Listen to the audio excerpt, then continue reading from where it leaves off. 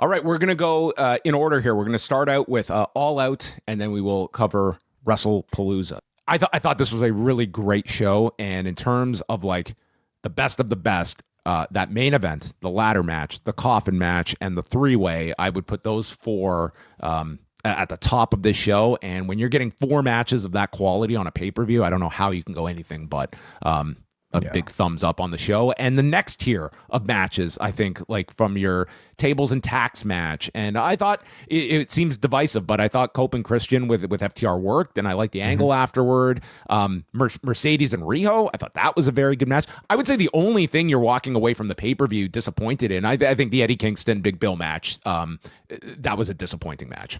Sure. Yeah. And I hate to say it because I think we're all like big Eddie Kingston fans, but the standard is so high that when you're botching like an American in the finish, that's going to stick out like a sore thumb. So there's that. I mean, Hurt Syndicate, I can kind of take or leave, that sort of match. But you also got some good surprises on the show with Luchasaurus and Jack Perry reuniting. You got Beth Phoenix, Pac making a return. Orange Cassidy announced, basically. So it was a great show, man, and one on paper that like I still wasn't completely satisfied with the way like this card came together, like so kind of randomly and sort of last minute.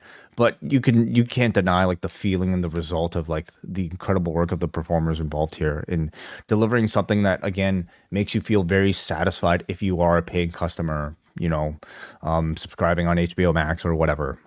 6 hours is very long, but yes, it does represent like great value for the paying customer.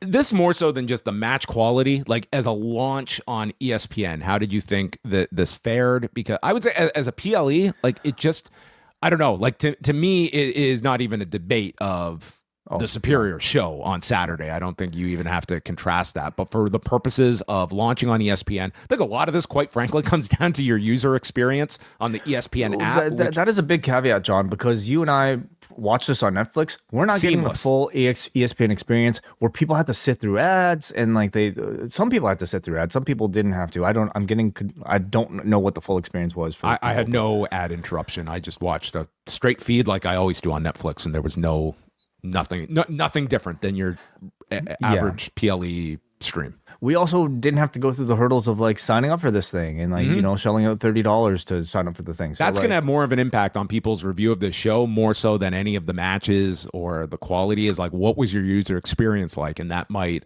differ between people. But as a launch show, I'll say this as the comparison we can make. This felt nowhere like the Netflix launch in January. Like nothing close either. Good or bad? What do you mean?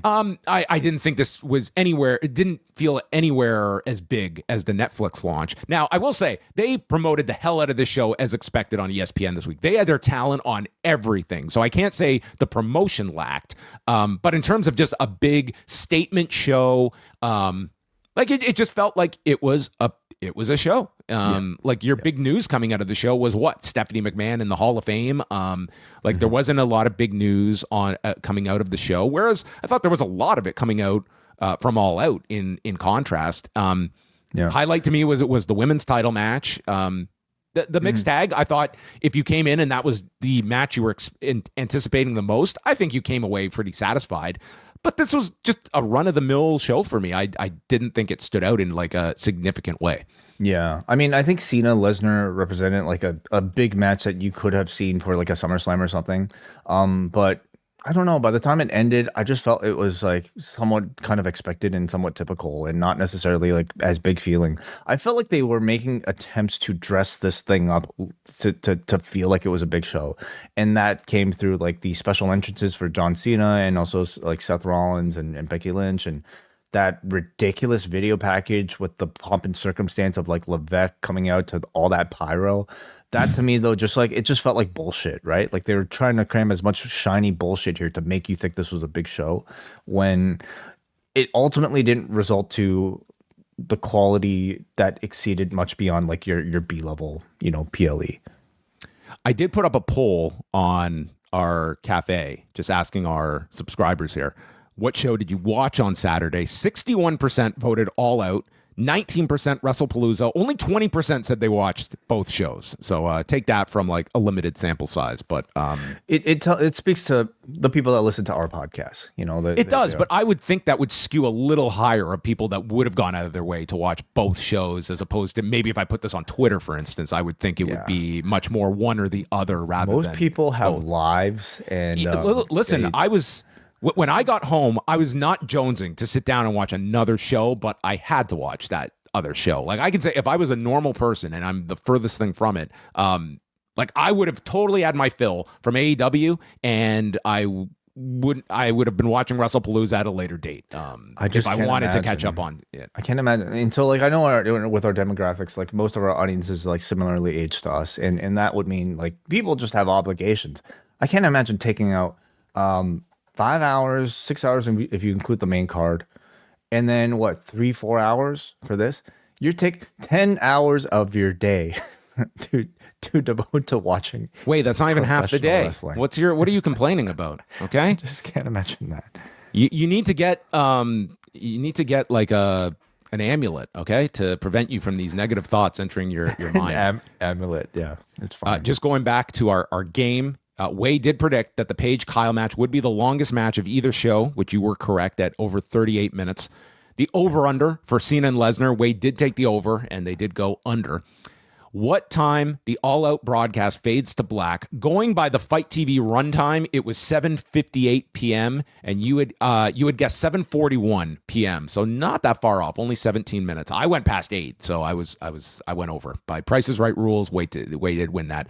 I did not write down how many title changes you predicted. Did you not go with one? I went with one. Got it. You got it. Of the 6 title matches, there was one. We weren't including Vicaire and Io in there. And to the best of my knowledge, neither crashed on their respective platforms, with the HBO Max launch, which was a big story attached to All Out. Like, in fact, you know, we're just going based on like Tony Khan conveying it did well, but what that means, we don't quite know. But that is important as well, if they ended up doing well on HBO Max and ultimately what the pay-per-view number is.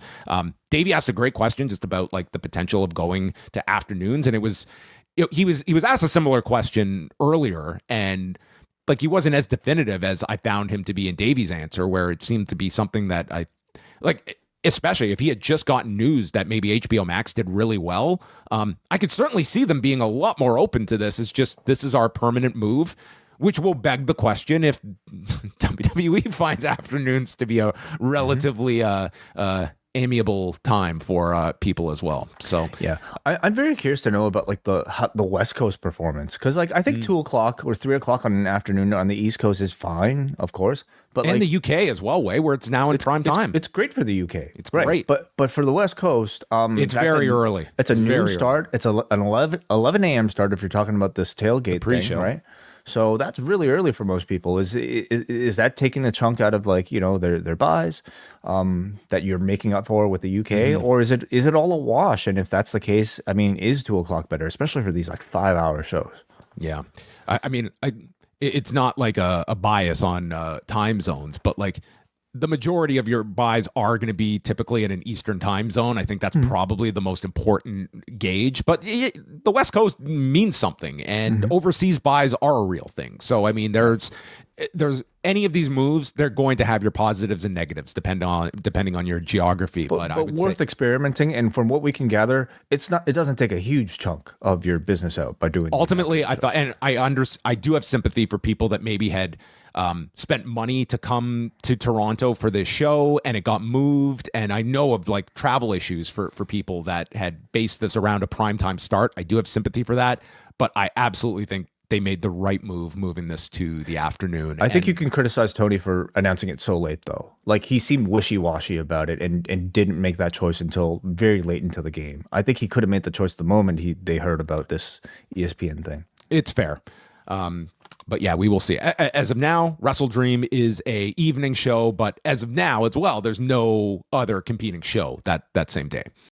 This month on the Post Wrestling Cafe, we're going back to November of 1995 as Rewind Away takes a look at the Survivor Series featuring Diesel defending the WWF Championship against Bret Hart. We'll also have weekly editions of Collision Course with the carousel of co-hosts joining Kate from Montreal, reviews of TNA Victory Road, New Japan's Destruction in Kobe, and it is the Ask Away Mailbag Show as John and Wei answer your questions all this month at postwrestlingcafe.com.